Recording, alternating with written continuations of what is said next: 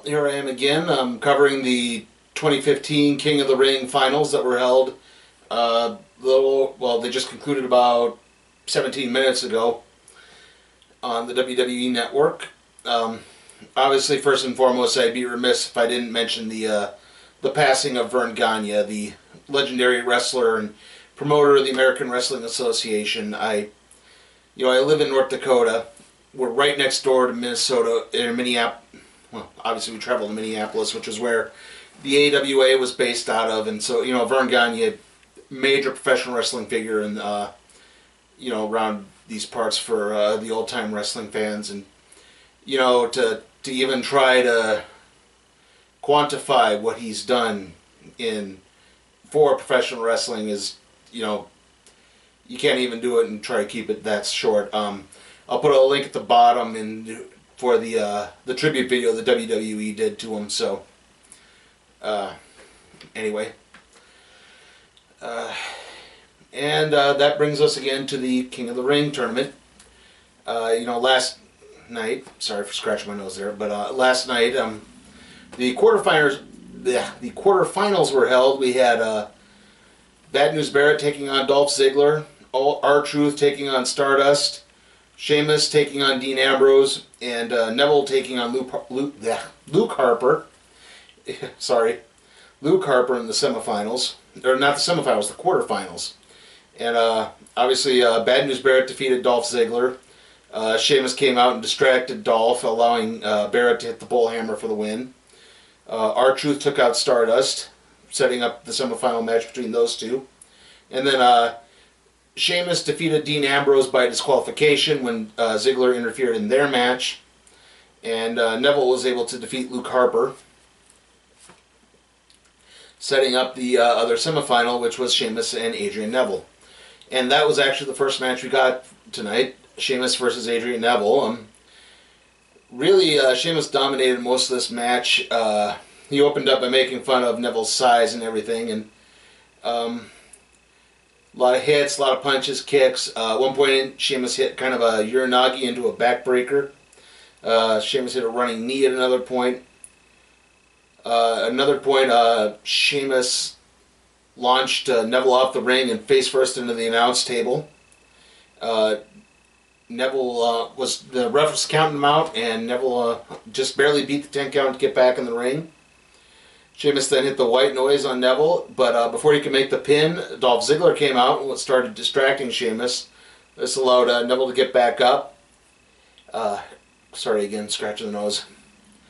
Sheamus then went for a bro kick, but Neville ducked, kicked Sheamus in the back of the head, and that allowed Neville to hit the red arrow for the win. So Neville moved on to the finals of the King of the Ring tournament, which then brings us to the second match, and the second semifinal match, which was Bad News Barrett and R-Truth. Truth went for a couple roll-ups really early on. In this case, it was sort of weird. Barrett hit a big boot, but it was really kind of 50-50 most of the way through. This wasn't a case where the heel was just dominating everything. Truth hit a spinning crossbody for a 2. Truth hit a couple clotheslines and then hit a face buster for a 2. Barrett hit the winds of change for a 2. Truth hit his finisher, Little Jimmy, but Barrett got his foot on the rope before the 3 count could be counted. Barrett then managed to get like a thumb, I think it was a thumb to Truth's eye, and while Truth was distracted, this enabled Barrett to hit the bullhammer for the win. Excuse me. And, that leads us obviously to the final. We had a few vignettes too. Nothing too big. I mean, obviously the backstage interviews with everyone, and Barrett in his promo said, he had to take on R-Truth, and then a guy who he called R-Truth. No, he took on R-Truth. He called R-Truth a has-been, and then he said, "I'm going to have to take on a Neville was." Kind of a funny thing he said. And then right on the bat, they introduced the finalists for the King of the Ring, and Neville was selling. He had damaged ribs the whole time, so Barrett immediately targeted Neville's ribs, and hits, punches, kicks to them, At one point, he clotheslined Neville out of the ring and then body slammed him on the floor. Then Barrett hit a belly-to-back suplex that he turned into a sort of a backbreaker, again targeting Neville's ribs. Neville began to rally. He hit a series of kicks. He clotheslined Barrett out of the ring. He then hit an Asai moonsault out of the ring, and still selling the ribs injury. Barrett came in and hit the Winds of Change for a 2. Barrett then hit the Wasteland for a 2 count. Neville managed to rally again. He got a few more kicks. Got another quick kick to the back of the head. No, wait, it wasn't a quick to the boy. This happened a few minutes ago and I even forgot how it is. Neville rallied. I know he hit some move. Oh, it was a missile drop kick, I think. He hit a missile drop kick.